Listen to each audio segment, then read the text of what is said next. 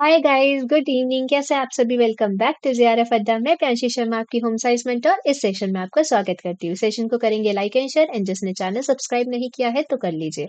If आप लोग UGC net का प्रिपेयर कर रहे हैं तो मैं आपको पेपर 1 में PD that is people development and environment and paper 2 में होम साइंस कवर कराती हूँ। जेआरएफ अड्डा प्रीमियम भी लॉन्च हो चुका है for the 10th of June 2025। ये batch from basic to advance रहने वाला है, बिल्कुल फाउंडेशन बैच रहेगा, जहाँ पे आपको कंप्लीट लाइव क्लासेस मिलेंगी, क्विजेस मिलेंगे, पीडीएफ्स के साथ इंटरव्यू गाइडेंस प्रोग्राम रहेगा, कंप्लीट वीडियो कोर्सेज होंगे with the doubt clearing session. 10 year के आपको पीवाईक्यूज मिल जाएंगे वीडियो सॉल्यूशंस के साथ, और 10 फुल मॉक आपको लेंथ आपके फुल टेस्ट आपको मिल जाएंगे, और आपको कंप्लीट स्टडी प्लानर भी यहाँ पे आपको देखने को मिलेगा। तो आप हमारे साथ यहाँ पे जुड़ सकते हैं। तो आज हम बात करने वाले हैं कि हमारी एक्सपेक्टेड कट ऑफ कितनी रहने वाली है फॉर 10 अटेम्प्ट। तो जो हमारा पिछली बार जो कट ऑफ रहा था आपका जेआरएफ के लिए मैं बात करूं तो जनरल कैटेगरी के लिए 214 रहा था। अगर मैं बात करूं असिस्टेंट प्रोफेसर का तो दैट इज 188, और अगर मैं बात करूं पीएचडी के लिए तो दैट इज 166। ओबीसी वालों के लिए रहा था 202, 172 एंड 152। ईडब्ल्यूएस कैटेगरी वालों के लिए रहा था 200, 170 एंड 146 आपको यहाँ पे देखने को मिल रहा है। एससी वालों के लिए 194 था। फिर यहाँ पे आपका जो असिस्टेंट प्रोफेसर के लिए था वो आपका 164 था, और अगर मैं बात करूं पीएचडी ओनली के लिए दैट इज 146। अगर मैं एसटी वालों के लिए बात करूं दैट इज 186। जो आपका असिस्टेंट प्रोफेसर के लिए आपका कट ऑफ था दैट इज 162, एंड यहाँ पे जो पीएचडी के लिए कट ऑफ देखा गया था दैट इज 144। तो आप देख सकते हैं जितने भी आपके पिछली बार जितने भी आपके इससे भी पहले आपके अटेम्प्ट्स रहे हैं उससे काफी ज्यादा पिछले साल आपको कट ऑफ हाइप देखने के लिए मिली थी। खासकर आपके जून वाला जो पेपर था 2024, तो ये आपका जो डाटा है ये जून 2024 का डाटा है। तो इसमें आपने देखा कि काफी ज्यादा आपका कट ऑफ हाइप यहाँ पे हमें देखने के लिए मिला है। तो पहली बार ऐसा था कि कट ऑफ यहाँ पे 214 तक चली गई है, ठीक है। तो अगर मैं बात करूं तो जो एक्सपेक्टेड कट ऑफ रहने वाली है, देखो ये एक्सपेक्टेड ही रहेगी। अभी देखते हैं आगे क्या रहता है, ठीक है, जो हमारी फाइनल कट ऑफ बनेगी। बट जो पिछले जितने हमारे 3 ईयर के आपकी एनालिसिस है उसके हिसाब से मैं आपके लिए कट ऑफ एक बनाकर लाई हूँ कि एक्सपेक्टेड ही इतनी रह सकती है। तो अकॉर्डिंग टू मी जो जनरल वाले रहेंगे, देखो इस बार का पेपर काफी ज्यादा बच्चे बता रहे हैं बहुत ज्यादा डिफिकल्ट था, सभी को डिफिकल्ट लगा है, काफी टाइम कंज्यूमिंग लगा है, काफी लेंदी पेपर आपका था, ठीक है। आपका काफी ज्यादा आपका मैं बता रही थी ना कि इतने ज्यादा आपके सीक्वेंसिंग वाले क्वेश्चन आ रखे थे, आपके 20-25 कम से कम आप लगा लीजिए सीक्वेंसिंग वाले ही क्वेश्चन थे, डायरेक्ट क्वेश्चन कोई नहीं था। घुमा फिरा के चीजें क्वेश्चन आपसे पूछी गई थी, ठीक है। काफी आप ये कह सकते हैं कि नए कॉन्सेप्ट यहाँ पे इंट्रोड्यूस हुए हैं। देखिए बहुत टाइम पहले से ही है कि आपका एक ना सिलेबस एनटीए वालों ने बस दे रखा है, ठीक है, उसको बिल्कुल भी मॉडिफाई नहीं किया, बट जो कॉन्सेप्ट वो पूछ रहे हैं वो आपका डे बाय डे काफी इंक्रीज आपके कॉन्सेप्ट पूछ रहे हैं, कोई काफी नए कॉन्सेप्ट पूछ रहे हैं। तो इट्स वेरी इंपॉर्टेंट कि हम उन्हीं कॉन्सेप्ट्स को आगे अच्छे से करते हुए चले, जो कि आपको हमारे प्रीमियम बैचेस में देखने के लिए मिलेगा, ठीक है जी। तो काफी ज्यादा आपके सीक्वेंसिंग वाले जो क्वेश्चन होते हैं, और सीक्वेंस ये भी नहीं कि आपकी 3-4 सीक्वेंस हो, 6-6 7-7 सीक्वेंस आपकी देके उसके बाद पूछ रखा था कि इसको क्या है अरेंज करके बताओ कि कौन से आपके इसके स्टेप्स रहने वाले हैं, कैसी क्या चीज है। तो मैं ये कह सकती हूँ कि आपका 30% आपके कुछ नए कॉन्सेप्ट आपके यहाँ पे देखने को मिले हैं हमारे होम साइंस वाले एग्जामिनेशन में, ठीक है। तो अकॉर्डिंग टू मी जो आपका एक्सपेक्टेड कट ऑफ रहेगा जनरल वालों के लिए रहेगा 210, ओबीसी वालों के लिए for the GRF category that is 198, EWS वालों के लिए 196 होगा, एससी वालों के लिए दैट इज 190, और एसटी वालों के लिए 182। असिस्टेंट प्रोफेसर की बात करूं तो जनरल कैटेगरी में इट माइट बी 185, ओबीसी वालों के लिए 172, ईडब्ल्यूएस वालों के लिए 170, एससी वालों के लिए 164 एंड एसटी वालों के लिए 160। और पीएचडी की अगर हम बात करें तो जनरल वालों के लिए आपका रह सकता है फॉर 162, ओबीसी वालों के लिए 152, आपका जो ईडब्ल्यूएस है that can be 145, and SC वालों के लिए 145 एंड एसटी वालों के लिए 142। तो कहीं ना कहीं आपका अप्रॉक्स इतना ही रहेगा, आपका कट ऑफ बढ़ेगा नहीं। लाइक आपका पिछले उसमें था आपका पिछले साइकिल में जो आपका कट ऑफ था दैट इज 214। तो यार देखो इससे ज्यादा तो आएगा नहीं, क्योंकि काफी ज्यादा नए कॉन्सेप्ट ट्रिकी, मतलब कुछ कुछ बच्चों का तो पेपर छूटा भी है, मतलब थोड़ा इतना ज्यादा टाइम कंज्यूमिंग रहा है, ठीक है। तो आपका 214 से देखो ऊपर तो जा नहीं सकता है। इसी के आपका आप ये कह सकते हैं कि आपका +4 और 5, यू कैन से दैट +4 हो सकता है, ठीक है, या फिर आपका -4। देखो प्लस में तो जाने के चांसेस है ही नहीं, ठीक है।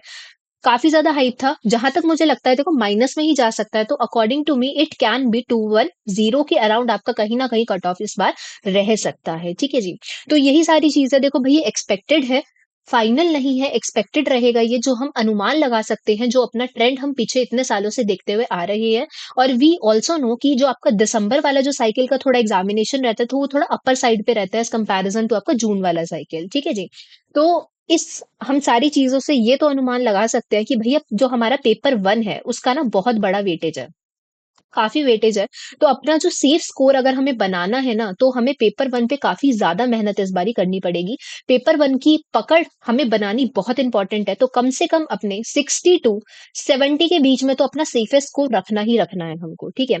अगर 70 टू 80 हो जाता है तो भैया बहुत ही बढ़िया है, इससे बढ़िया वाली बात कोई हो नहीं सकती। अगर आपका स्कोर 70 टू 80 के बीच में है, ठीक है? तो अपने को 60 टू 70 पर तो ज़रूर ही आना है।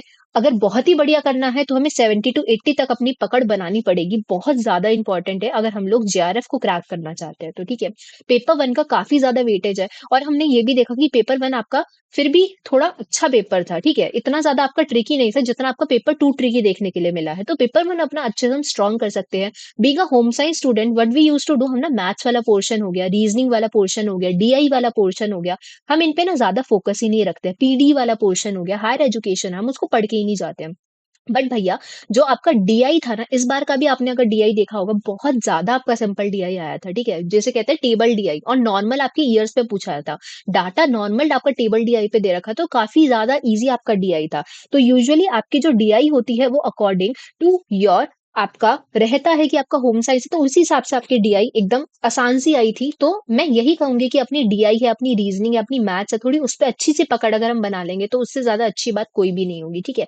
तो हम अपने पेपर 1 को अच्छे से स्ट्रॉन्ग कर सकते हैं, ठीक है? तो पेपर 1 काफ़ी ज़्यादा आपका इम्पोर्टेंस रखता है। और देखो यार, मार्केट में ना एज़ सच अपने लिए ना कोई बुक अवेलेबल है नहीं जो कि आपकी बहुत अच्छी हो। या तो उसमें क्या हो जाता है, यूजुअली अगर पीवाईक्यूज़ दे रखे हो तो जो डाटा आपका गलत होता है, या फिर आपकी जो हिंदी वाली, देखो आपकी बहुत सारी बुक यूजुअली ना होम साइंस के लिए हिंदी में अवेलेबल है, इंग्लिश में आपकी बुक्स ही अवेलेबल नहीं है। तो काफ़ी ज़्यादा हमें ना दिक्कत का सामना करना पड़ता है इसमें, ठीक है? तो अगर हम ये बात करें कि हम भैया बुक से ही पढ़ लेंगे, तो भई वो चीज़ नहीं होने वाली है, क्योंकि जैसे-जैसे आपके ऐड होते चल रहे हैं ना कॉन्सेप्ट, वो बुक्स रिवाइव नहीं हो रही है, एक तो चीज़ ये है, ठीक है? और आपके वो कहीं न कहीं क्या है, आपका इनएक्यूरेट डाटा भी आपको देखने को मिलेगा। आपकी इंग्लिश वाली बुक्स अच्छी है ही नहीं अवेलेबल, ठीक है? एक अरिहंत है, उसमें भी आपका अगर आप बात करेंगे तो काफ़ी ज़्यादा आपकी क्या है, वही आपकी पुरानी चीज़ें, वही आपके पुराने कॉन्सेप्ट है, सारी चीज़ें काफ़ी ज़्यादा डिटेल में है। और as a student I also know कि यार बुक नहीं पढ़ी जाती है। इतनी ज़्यादा बैठ के अगर हम सोचे कि हम सारी की सारी बुक अच्छे से कर लेंगे, तो हमारा जेआरएफ निकल जाएगा, तो इतनी ज़्यादा चीज़ें नहीं होने वाली है, अगर हम चीज़ें प्रैक्टिस नहीं करते। तो भैया पीवाईक्यूज़ की प्रैक्टिस करना काफ़ी ज़्यादा इम्पोर्टेंट है, टाइम मैनेजमेंट हमारे लिए बहुत ज़्यादा इम्पोर्टेंट है। जितना हम टाइम मैनेजमेंट अच्छे से सीख पाएँगे, उतना ज़्यादा इम्पोर्टेंट होगा। जितने हम सीक्वेंसिंग वाले क्वेश्चन लगाएँगे, उतना ज़्यादा आपका बेहतर रहेगा, ठीक है? अगर हमें जेआरएफ वाली कैटेगरी के अंदर आना है, तो हमें पीवाईक्यूज़ बहुत अच्छे से करने पड़ेंगे। टाइम मैनेजमेंट में आना बहुत ज़्यादा इम्पोर्टेंट है, तो मॉक टेस्ट देना, इन सब की रिवीज़न करना काफ़ी ज़्यादा आपका इम्पोर्टेंट हो जाता है, ठीक है? अब देखो, मैं यही चीज़ कहूँगी यार, कांसेप्ट क्लैरिटी पे ज़्यादा हमें फ़ोकस रखना है। अपन को सबसे ज़्यादा कांसेप्ट पे चलते हुए चलना है, क्योंकि ये नहीं पता कि क्या डीपली आपका क्वेश्चन पूछ लिया जाए, ठीक है? तो कांसेप्ट क्लैरिटी पे बहुत अच्छा फोकस रखना है, ठीक है?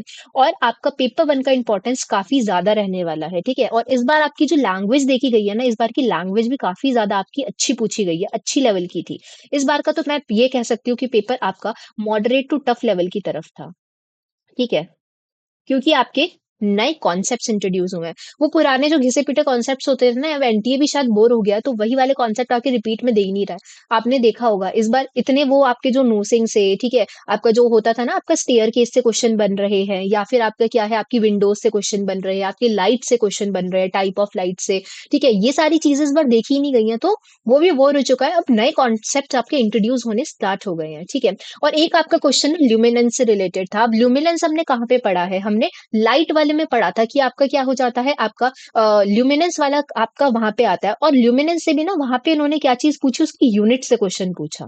अगर आपने पेपर दिया हो तो आपको याद होगा ल्यूमिनेंस की आपकी क्या थी।